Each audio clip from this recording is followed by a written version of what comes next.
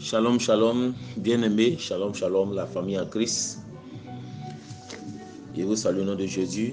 Moi, c'est le pasteur Zagadou Oscar, ex-sataniste, délivré par le Seigneur Jésus-Christ. Donc, ce matin, je suis là pour parler de la Pâque. Voilà, comme vous entendez souvent dans mes témoignages que je parle de la Pâque.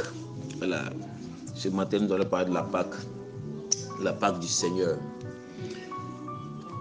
La Pâque va bientôt commencer. La Pâque, c'est le 4 du mois prochain, le 4 avril. Voilà, le 4 avril. Et j'ai dit comme cela que une semaine avant la date, il faut que le chrétien soit en esprit. Voilà, il faut qu'il soit disposé. Parce qu'il y a un groupe d'anges qui descendent ce jour-là, une semaine avant la Pâque. Il y a un groupe d'anges qui descendent pour préparer le terrain du jour J. Comme le président, quand le président doit partir dans un coin, dans un lieu précis, il y a des agents secrets qui vont sur le terrain. Voilà, qui vont là-bas pour surveiller le coin, pour préparer le coin avant la venue du président. Et c'est ainsi que, une semaine avant la Pâque, il y a un groupe d'anges qui descendent pour préparer le terrain. Et le jour J, le jour de la Pâque, il y a un autre groupe d'anges qui descendent. Et les deux groupes font encore une semaine avant de remonter. Cette fête est très importante dans le spirituel, très très importante. Notre Seigneur Jésus-Christ a fêté cette fête-là. C'est une fête biblique, une fête chrétienne, une fête qui a été donnée par l'Éternel des armées.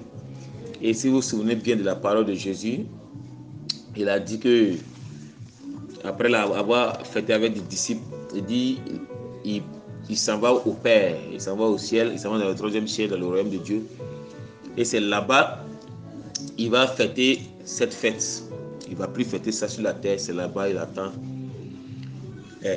ses fils, ses filles, ses frères et sœurs pour fêter cette fête-là. Donc c'est une fête spirituelle, une fête très puissante, une fête très importante. La fête pour la délivrance du peuple, du peuple de Dieu. Voilà, du peuple de Dieu. Et vous avez vu que le peuple de Dieu était en Égypte, donc était dans le monde. Et Dieu a envoyé Moïse pour délivrer le peuple. Moïse a manifesté 10 plaies, 9 plaies. Et Pharaon n'a pas voulu laisser le peuple partir. Et Dieu a dit au peuple de se préparer, tuer l'agneau, mettre le sang sur le linteau et sur le poteau de la porte. Car l'Éternel va venir avec la 10e plaie pour frapper le pays d'Égypte. Ce sang-là était l'image du sang de Jésus-Christ. Donc, au cours de cette fête de Pâques-là, on doit beaucoup se repentir. Voilà, beaucoup demander pardon à Dieu pour les fêtes qu'on a eu à faire qui ne sont pas bibliques et demander pardon à Dieu pour tout ce qu'on a fait comme erreur, comme péché. Et après, invoquer le sang de Jésus-Christ. Invoquer le sang pour nous laver, purifier le sang. Pour que ce sang-là soit sur nous, entièrement nous couvre. C'est la marque. C'est le sang de l'alliance, une alliance avec Dieu. Et invoquer le sang dans notre maison.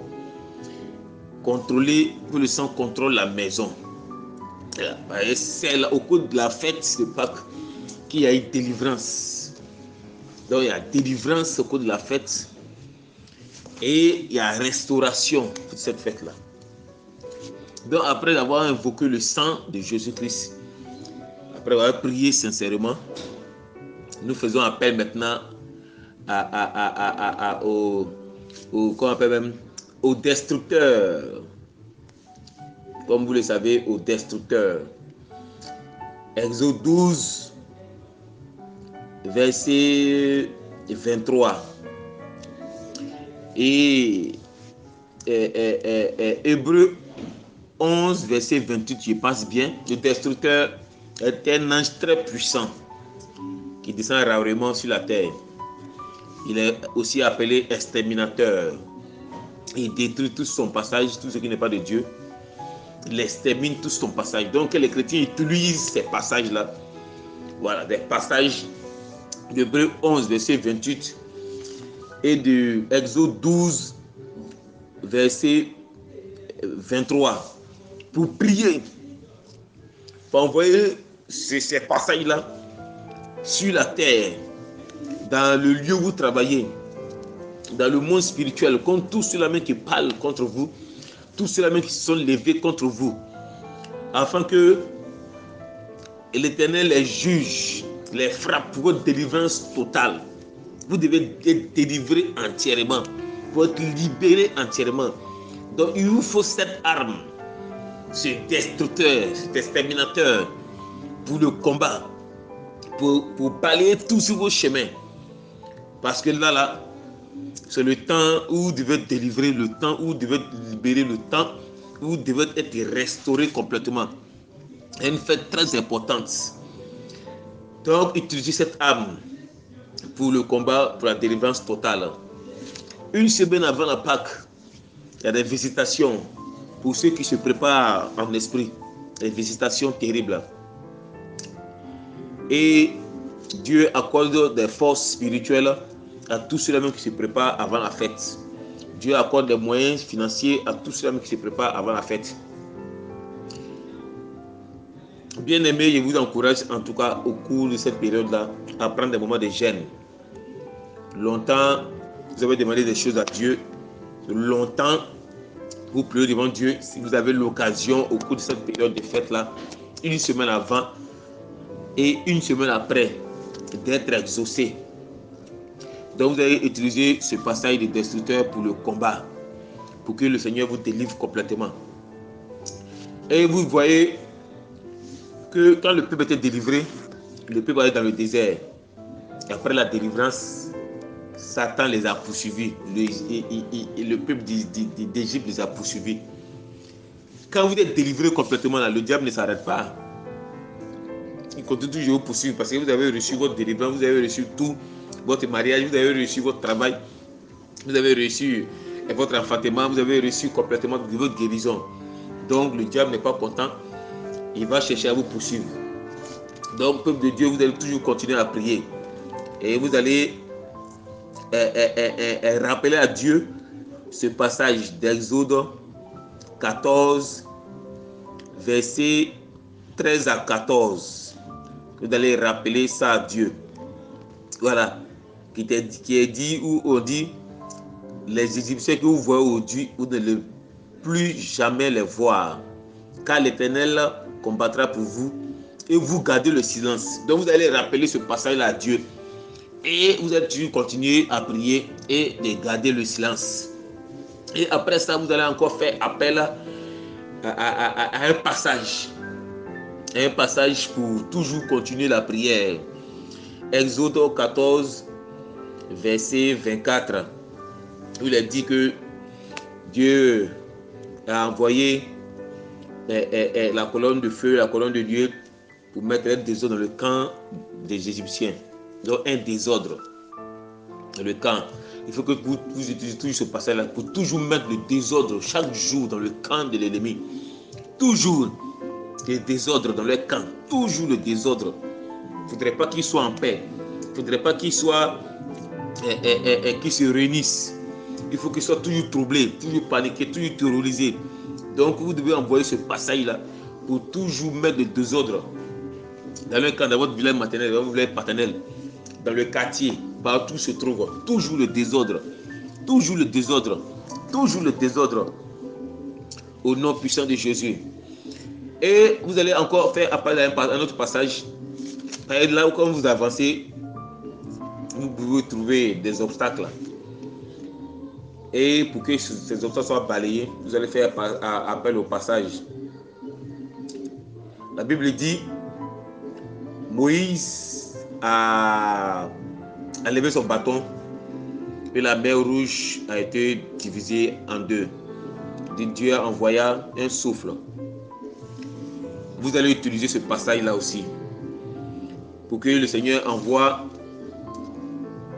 cet esprit de Dieu-là, cette puissance-là, cette force-là, au devant de vous. que ce passage-là descende au devant de vous toujours pour souffler, afin que il n'y ait pas d'obstacle au devant de vous, afin que tous les pièges que l'ennemi veut mettre, tout cela soit balayé au nom de Jésus au cours de cette fête-là et après la fête. Que cette puissance de Dieu qui a ouvert la mer rouge, cette puissance de Dieu soit toujours devant vous pour ouvrir le chemin pour vous, pour ouvrir totalement le chemin afin que vous puissiez avancer.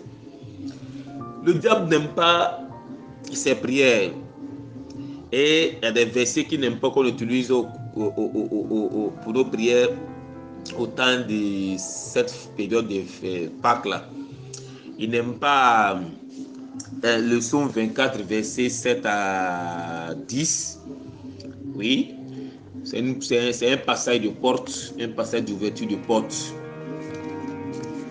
Il n'aime pas comment on dit ça même, Colossiens 2 verset 14 à 15. Il n'aime pas aussi ces passages là parce que comme vous le voyez, il dit c'est à la 9e heure que Jésus est mort, il a rendu l'esprit. Et c'est à cette heure précise que tous les démons ont été complètement vaincus. Car la Bible nous dit qu'il les a livrés publiquement pour que la honte soit sur eux. Donc ce passage-là est très important pour cette période de Pâques, très très important pour toutes les périodes, tous les jours de l'année. Et ce passage-là, on peut l'utiliser à n'importe quelle heure. Colossiens 2, là, verset 14, à n'importe quelle heure. Mais l'heure qui est très importante pour ce passage, c'est 15 heures. Après, encore un jour viendra où on va rentrer dans les détails des mystères des heures. Pourquoi 9e heure, 6e heure, 1er heure, pourquoi Dieu a mis, Dieu ne fait rien au hasard. Tout est classé, tout est en ordre. Dieu ne fait rien au hasard. Voilà. Donc, un autre passage encore des portes qui est lié à Psaume 24, Ésaïe 62, verset 10. Ésaïe 62, verset 10 a été utilisé puissamment pour la prière. Au cours de la fête de Pâques et la résurrection, Jésus est ressuscité. Donc tout doit être ressuscité avec nous. Tout doit être ressuscité. Tout ce que Dieu nous a donné doit être ressuscité. La vie doit être ressuscitée, la santé doit être ressuscitée, les finances. Tout ce qui est bénédiction de Dieu, toutes les bénédictions déclarées depuis le temps d'Adam doivent être ressuscitées. Toutes les promesses déclarées depuis le temps d'Abraham qui a été volé doivent être ressuscitées complètement. Donc cette fête là, c'est la résurrection de notre Seigneur. Cette fête là, c'est l'alliance avec notre Dieu par le sang et la résurrection. Donc il faut que vous utilisiez le passage de 1 Corinthiens 5 verset 7. 1 Corinthiens 5 verset 7 pour votre prière finale. Voilà, pour la prière finale. Vous allez utiliser tous les passages qu'il faut, tous les passages de délivrance, de liberté, de restauration, tout. Vers la fin maintenant, là, vous utilisez 1 Corinthiens 5, verset 7 dans vos prières. Selon ce qui est écrit, vous utilisez ça dans vos prières. Et voici ce que 1 Corinthiens dit. C'est déjà 7... oui, non, c'est pas ça. Qu'est-ce que 1 Corinthiens 5, verset 7 dit? Faites disparaître le vieux levain afin que vous soyez une pâte nouvelle, puisque vous êtes sans levain. Car Christ, notre Pâque, a été immolé. Christ, notre Pâque, a été immolé. Amen. Donc Christ, notre Pâque, a été immolé. Donc vous utilisez ce passage-là pour les prières. Christ, votre Pâque, a été immolé. Donc vous avez reçu le sang complet dans tous les domaines de votre vie. Et vous avez reçu la résurrection totale de tous les domaines de votre vie. Christ est mort pour vous. La Pâque a été commencée en Égypte, comme je l'ai dit, par une offrande, la mort d'un agneau. Et Christ est ressuscité pour vous. Amen. Donc Christ est mort, Christ est ressuscité. Donc la résurrection de tout ce qui vous appartient, venant du troisième ciel. La résurrection de tout ce qui est pour vous. Donc bien aimé, il faudrait que vous soyez vraiment en esprit, vraiment concentré à utiliser tous ces passages de prière, afin que la victoire totale soit pour vous, afin que vous soyez libre entièrement. Merci beaucoup. Soyez bénis, soyez bénis, soyez bénis au nom puissant de Jésus-Christ.